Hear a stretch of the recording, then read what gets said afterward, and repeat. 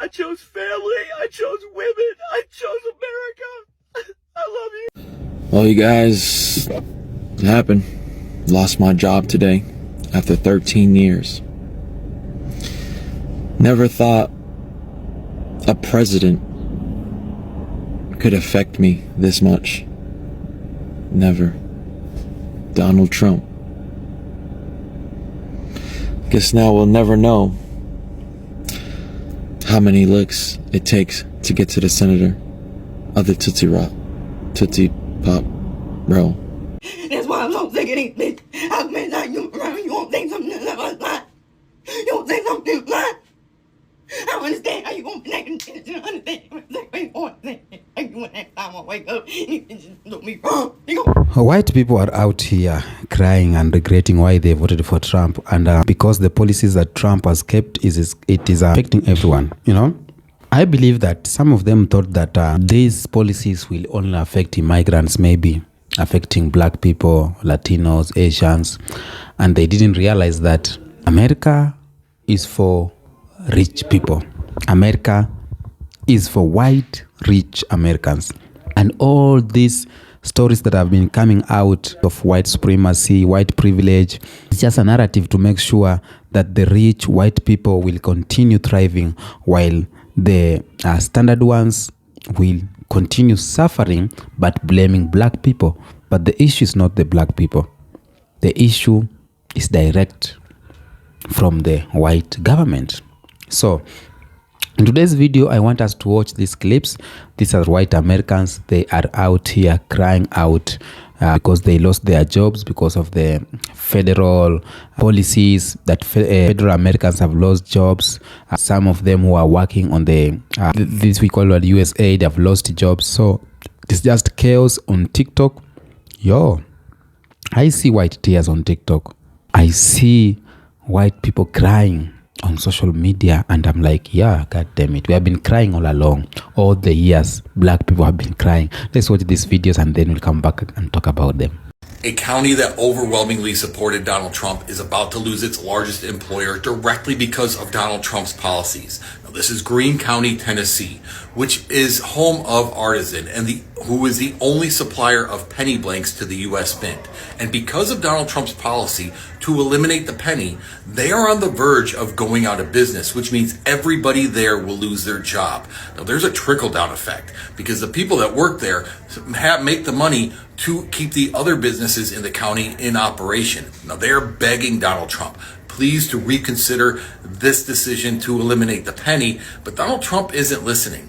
And once again, we find people that supported Donald Trump that are feeling the effects of his policies, that are starting to feel the hurt, and I could not be happier for them. This is what they deserve. We're all going to be in the find out phase, but it does put a little bit of a smile on my face that the people who were warned, the people who should have been able to see who he was, are feeling it first. Well, you guys, it happened. Lost my job today after 13 years. Never thought a president could affect me this much. Never. Donald Trump. Guess now we'll never know how many licks it takes to get to the senator of the Tootsie Pop row. Fuck! A Trump supporter has just lost their job directly because of Donald Trump's policies, and they are in a state of confusion. They are reaching out to Donald Trump for help and thinking that this should not have happened to them. Take a look at this. This person says, my wife is a nurse and was recently hired by the VA. Our home is packed up. We have a new home, spent thousands to move from Fort Worth to Waco.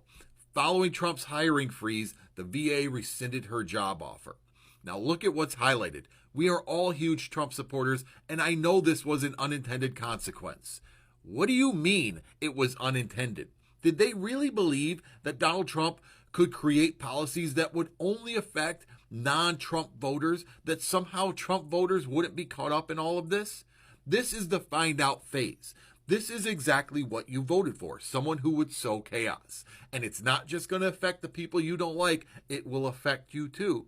And now all I can think is that this guy and his family are singing, I never thought. This may be the last issue that Republicans, Democrats, and independents actually agree on, which is why I shouldn't be surprised Trump figured out a way to shit on it. That is that auto manufacturing is and should always be a core part of the American identity and the American economy, which is why it's so infuriating that a key American CEO just said he may have to lay off American workers because of Trump's policies. This is not just about tariffs. Yes, American-made vehicles are often made with foreign parts, especially electric vehicles, which are made with parts that aren't even available in the United States. Those tariffs are going to add to the problem, but these cuts are specifically because Trump wants to roll back Biden-era incentives for green energy development. Incentives American companies have already used to justify expansion and hiring. Incentives, I have to point out, are absolutely essential for American manufacturers, specifically in the electric space, because they are competing with Elon Musk, who makes his Teslas in China. This is all happening because Trump has a fundamental misunderstanding of how the free market works. By making it more expensive for American car companies to make electric vehicles here, he's giving a huge opportunity to auto manufacturers in Japan and South Korea, who are not subject to our tariffs, to build and sell electric vehicles here cheaper than we can make ourselves. Those manufacturers can then charge more because Americans can't compete at that low price point. This is going to get so bad so fast that Trump is going to have to roll it back, leaving all of this nothing more than a messy failed distraction, costing millions of dollars,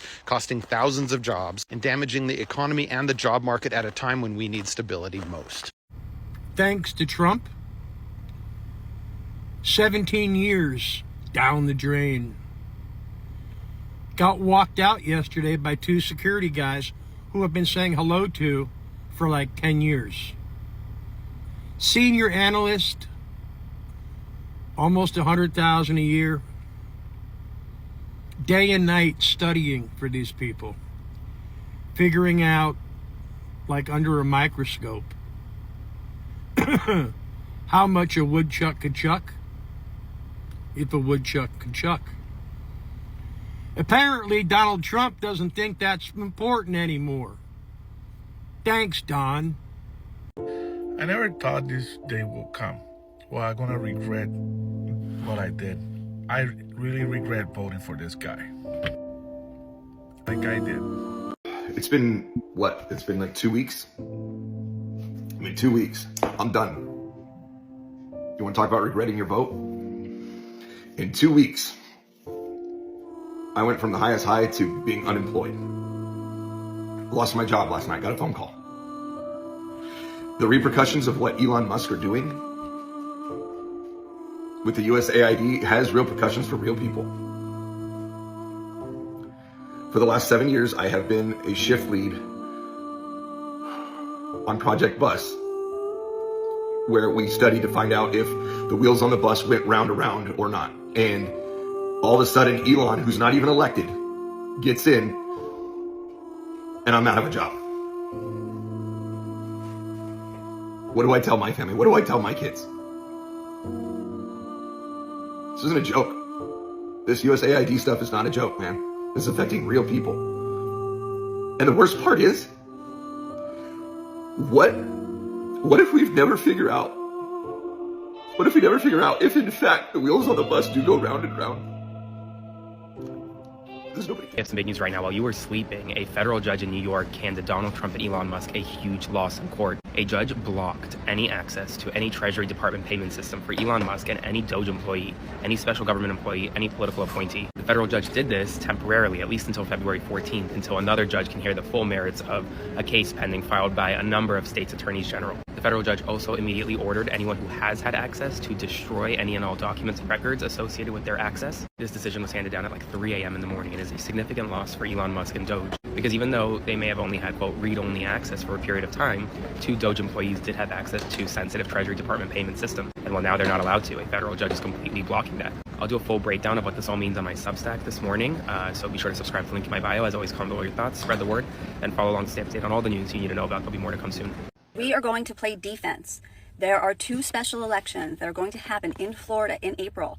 And if we can win those 2 seats, we can tie up the House of Representatives and we can stop every piece of legislation that the Trump administration tries to put through. Now, I'm going to tag Hawk. He's a friend of mine on TikTok. Him and his brother are coming up with a comprehensive plan of action items that we can do to help in this special election. Please go follow him, but I'll be sharing as many of his tips as possible. So 10%, less than 10% of registered voters show up to special elections. So even though these areas are deeply red, we can win them. We can win these seats if we actually show up. So the first thing I want you to do is to call the DNC, 202-863-8000. I want you to call them and tell them you want them to put money and resources towards these two races, because right now they've done nothing. And we need to advocate for these two seats. So please share this video, follow along. You can follow Hawk, and we will come back with more and more tips that you can do. But make this phone call today. Thank you. Question for everyone. So if Elon Musk and Doge are saying that our federal funds should not be used for school, for disaster relief, that everything should be pushed down to the state, then why are we paying federal taxes? We're paying federal income tax for what? For war? For you to build a new resort in Gaza? For you to pay the billionaires more money by giving them extended taxes? For all of the billionaires' pet projects to supply grants to Elon Musk and his Tesla company and to his Space Force? Is that what our federal funds are for? Just for Trump and his pet projects? I frankly don't want to pay federal income tax anymore. I'll pay state if that's how he wants to go. You want to know the real reason for Elon Musk's hostile takeover of the federal government? It's not about free speech or draining the swamp. It's not even about cutting waste. It's about money and power, and Elon has billions at stake. Let me explain. The truth is, Elon owes almost his entire wealth to the American taxpayers. His two primary companies, Tesla and SpaceX, got started and survived with massive assistance from government contracts, policies, and loans. Today, Elon Musk's companies hold more than $15 billion in federal contracts. Through these companies, Musk interacts with nearly every government agency, but despite being one of the top welfare queens of federal contracts, not all of those interactions are friendly. For example, one of the agencies Musk has infiltrated and all but dismantled is USAID, the agency that oversees strategic aid around the globe. Last year, the Inspector General at USAID launched an investigation into the agency's relationship with Musk's company, Starlink, and their presence in Ukraine. And shortly after dismantling the agency, Musk bragged that he was, quote, putting USAID through the wood chipper. Then there's the FAA, which has fined SpaceX for neglecting safety regulations at their launch sites. Only 4 months later, a SpaceX rocket exploded minutes after leaving the launch pad.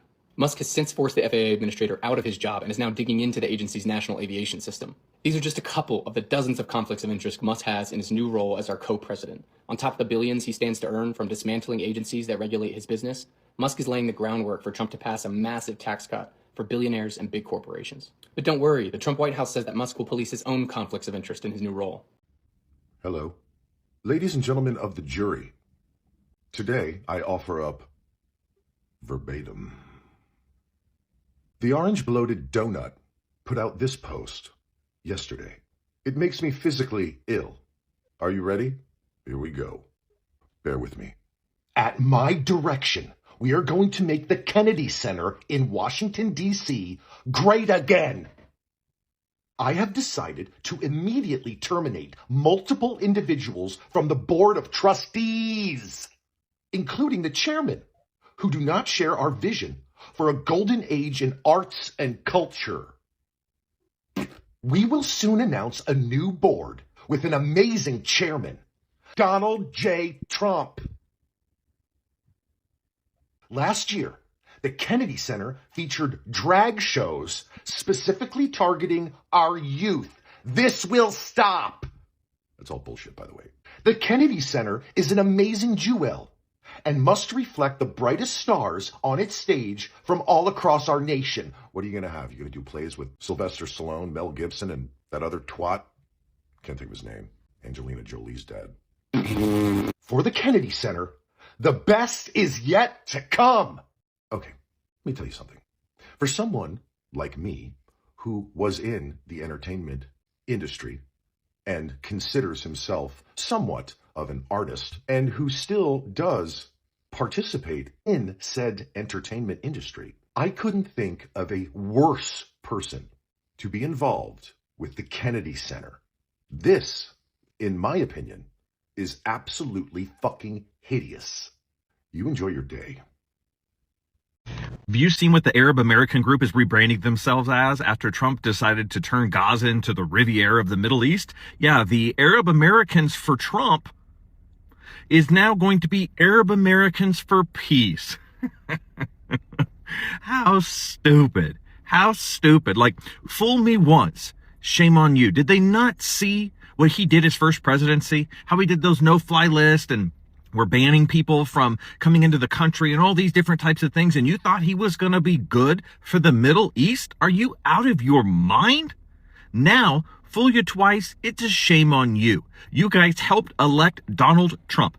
Swing states of Michigan, Arizona, places like that with larger populations of Arab Americans, and you decided to use your platform either by stumping with Donald Trump or reaching out to voters in the community or using this platform, TikTok, right here, to tell people either to not vote for Kamala Harris, stay home and not vote at all, or worse, vote for Donald Trump. So yeah, you're going to rebrand yourselves from Arab Americans for Donald Trump to Arab Americans for Peace? Give me a break. This has got to be one of the dumbest things that you thought he was on your side. The devil looked you in the eyes, told you exactly what he was going to do, and you went right along with him into the depths of hell. And now you're surprised it's hot in here? Like, it's just like those Venezuelans in Florida. Stupid people that you thought you weren't going to be deported like everybody else he was going to target. And somebody's going to come in the comments here and say, oh, another white man talking where he shouldn't. No, I don't give a shit what color you are. If you voted or helped get Donald Trump elected and now you're feeling regrets or surprised that he went back on his word or that he's a liar, you're a dumb son of a bitch. I don't care that I'm white. I don't care if you're not. I don't care what color anybody is. If you believed he was going to be good for any color, any race, any tax bracket other than his own rich billionaire friends, you're a dumbass. You're a dumbass. So Arab Americans for Trump, you can change your name all you want, but hopefully this video will serve as a reminder and a legacy of the fact that you supported him, you took the ship down with you, and now we're all begging for help because of groups like you. I've tried to take this multiple times now because I'm at a loss for when are we gonna fucking do something about it? Post all you want. Oh yeah, the Declaration of Independence says that not only do we have the right to overthrow a government that no longer serves us, we have the duty to overthrow a government that no longer serves us. Okay, well, I don't think it fucking serves us anymore, guys. What do you think happens when the generation raised on Tris Pryor and Katniss Everdeen has had enough? Okay, well, we were raised on those things and we fucking had enough. From the sounds of it, we've had enough. I fucking had enough. When are we gonna do something about it? This cannot be an issue for our children. I was taught in public school that revolution occurs when the gap between the haves and the have-nots is so large that it can't be tolerated any longer. Well, doesn't seem like we're willing to tolerate it, but we're acting like we're willing to tolerate it. Now is the time to get your friends together, to have uncomfortable conversations. This is no longer a bipartisan issue. This is not a party issue. I have never been patriotic or a nationalist in my entire life. I've never felt strongly about this country, but now is the fucking time to be both of those things. If not just one of them, be both of them. Because this is not American, right? None of this is American. We were founded as a country with the idea of freedom to be who we wanted to be, say what we wanted to say, and hope that we built a better future for our children than the ones we had for ourselves. Does it look like we're doing that? We just watched a presidential inauguration with 3 of the most richest billionaires in the entire world front fucking row. And then one got on stage.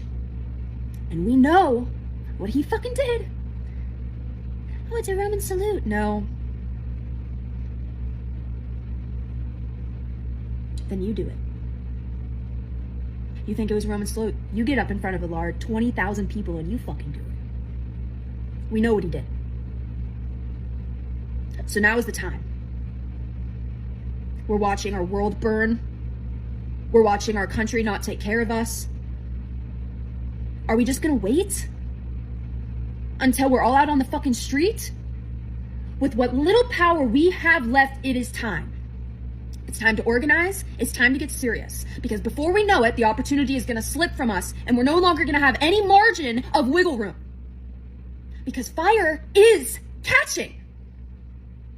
And if we burn, we need to make them burn with us. All right, people, let's look at some similarities to what is happening today under Trump, the Shitler MAGA party, Project 2025 happening in full swing. Let's take a look at that in comparison to what was happening when Hitler and the Nazis were in power. Hitler broke the Treaty of Versailles. Trump has pulled the US out of NATO and the Paris Climate Agreement. And who? Hitler targeted the Jews and other minorities and anyone who didn't fit with his ideology.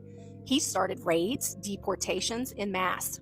Trump is implementing policies that target immigrants and minorities and anyone that doesn't fit in with his ideology. And he has started mass deportations and raids. Hitler used his propaganda to portray the Jews and other minorities as a menace to society, that they were the problem, that they were the enemy. Sound familiar? Who does it sound like? Trump. Trump used the same rhetoric to say that immigrants were a threat to American society, that they are the problem, that they are your enemy. In both Hitler's case and Trump's case, that is a lie. Hitler also promoted German nationalism. He was hardcore promoting that they needed to return to the glory days of Germany. Sound familiar? Make America great again. Trump pushing the nationalist narrative that basically that's all that matters. You know, the rest of the world doesn't matter. Helping your fellow man doesn't matter. All that matters is you and your country. Not a country for everyone, only a country for those you deem qualify. Hitler tried to erase history. He tried to erase history from the history books about the Jewish people, about people he didn't deem worthy. And guess who is also in the process of doing that today? He hasn't even been in power a week, and that's what he's doing. He stopped all diversity. All diversity. You can't even learn about the Tuskegee Airmen anymore in the military. Yep, that curriculum has been wiped. Oh, and Trump's Secretary of State, Rubio, he's put a halt on all passports that are trans passports. So if you are a trans individual, yeah, you're not getting that application approved. Welcome to 1933 Germany and on, because that is what is happening. And these are just a few examples of similarities, because I can go on and on and on and bring receipts. And women, yeah, you're not out of the woods, because you thought that the states were bad with their abortion laws. Yeah, they're coming for a national abortion ban now. Yeah, the federal government.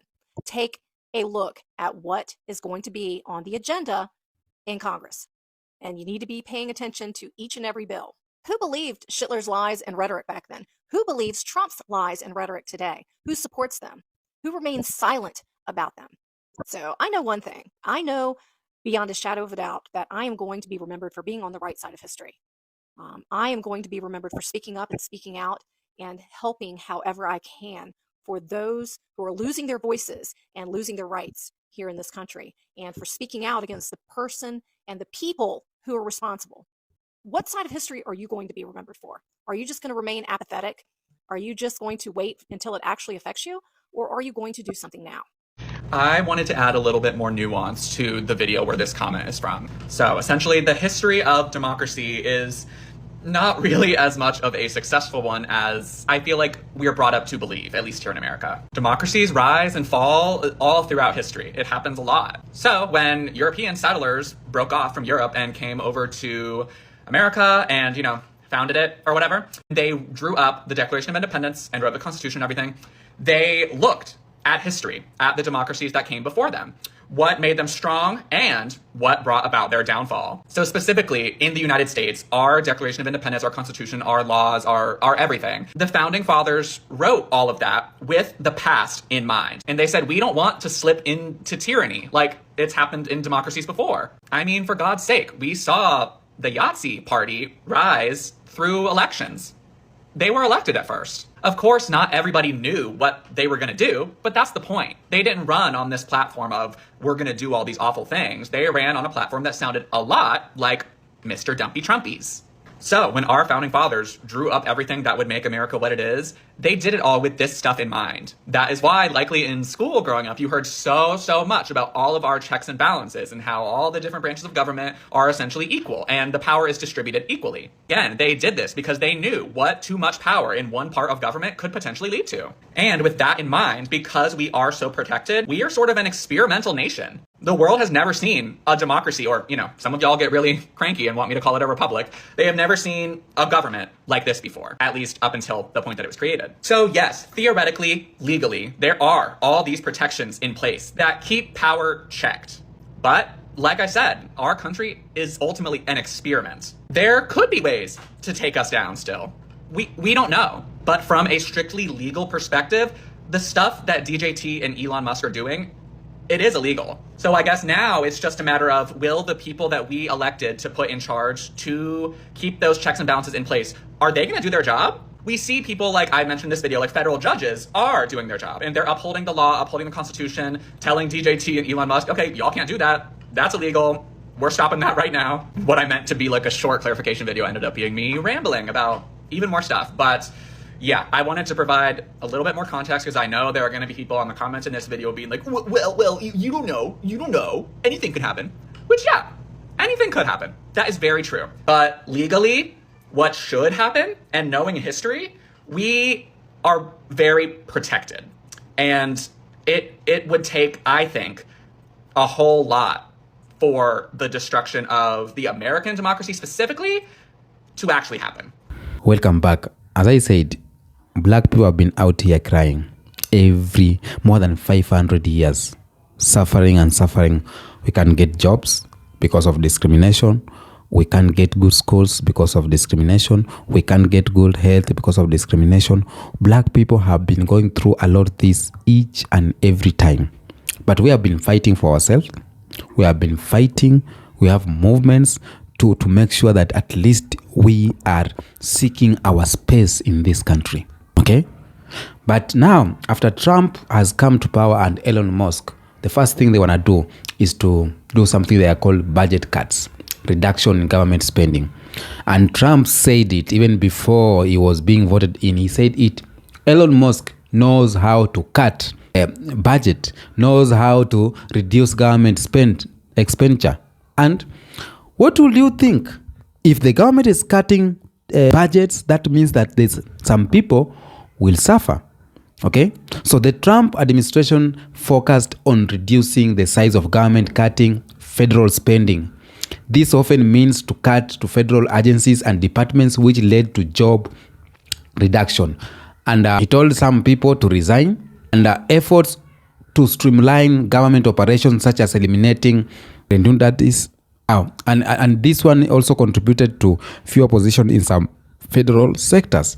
When he said that he's going to cut budget, it didn't mean that he's going to make white people rich and other rest to suffer. It was for the whole America. And a lot of federal workers are white. Yeah, they are. And they have lost these jobs.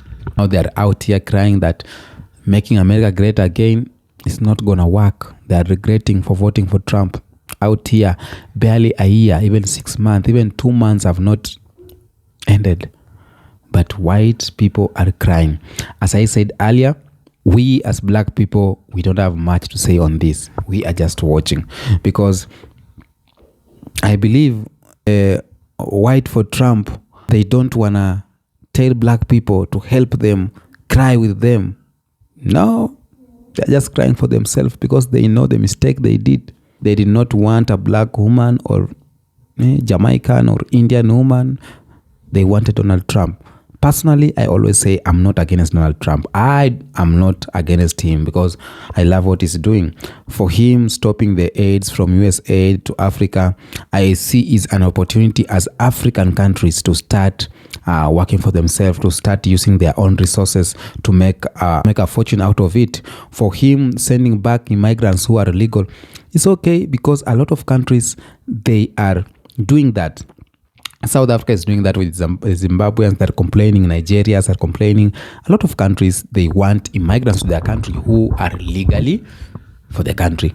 And for you to have illegal immigrants, that means that you can have a number of set of people. As Trump kept it, criminals, good people, mixture of people. So they need to do a good tallying to have legally immigrants in the country. I'm not against that. I'm not against of anything he's doing because, first of all, I'm not an American. I'm a Africa. I'm a Kenyan. Second is that he knows what he's doing with his agenda. I may be against him sending immigrants who have been working there for so long, paying taxes in America.